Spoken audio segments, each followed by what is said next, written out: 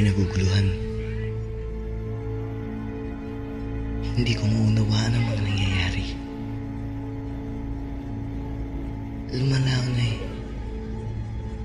Nawawalan ng katiyakan ang aming mga ginagawa.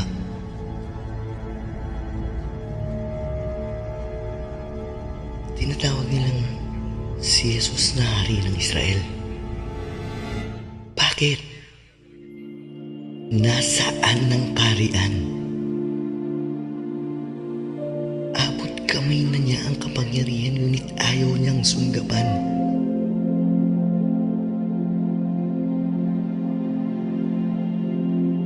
Si Jesus ba ang tagapagligtas? Bakit ayaw niyang mamuno laban sa mga Romano? Ang kanyang lahat ang katangian. Hawak niya ang pagkakataong palayain ng bansa, ngunit ayaw niyang gawin ito.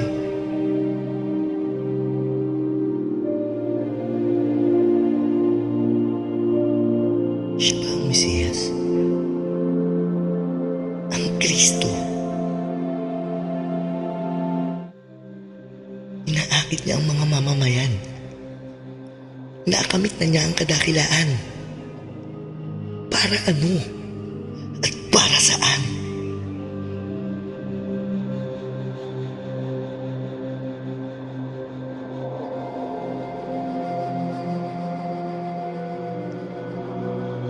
Hindi ko alam kung ano ang tunay na layunin ni Jesus. Ano ang dahilan at kinakalinga niya ang mga mahihirap at kinakalaban naman ang mga eskriba at mga pariseo. Kinigising ang mga makabayan at pinagtataka naman ang mga Romano. Ako'y nababahala. Natatakot ako sa mga magaganap. Kapag nalaman ng tao na mali ang inaakala nilang tagapagligtas, ay magagalit sila.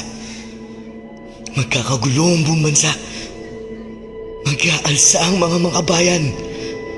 Sasalakay ang mga rebelde at magkakaroon ng himagsikan. Sisirain ng mga Romano ang aming pananampalataya. Wawasakin ang aming bansa. Tuturugin ang aming lahi. Hindi. Kung ito ang magiging wakas ng lahat, ay hindi ko ito matatanggap. Hindi maaaring mangyari ang kabaliwang ito.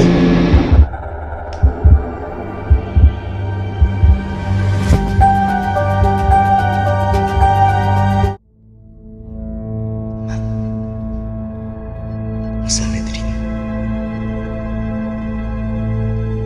Kailangang malaman ito ng Sanhedrin. Sila lamang ang makakapigil kay Jesus.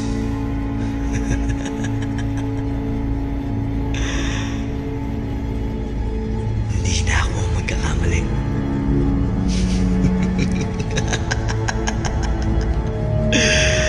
O Israel, ililigtas kita, bayan kong Israel. At sa bandang uli, ang tatawaging bayani ay ako.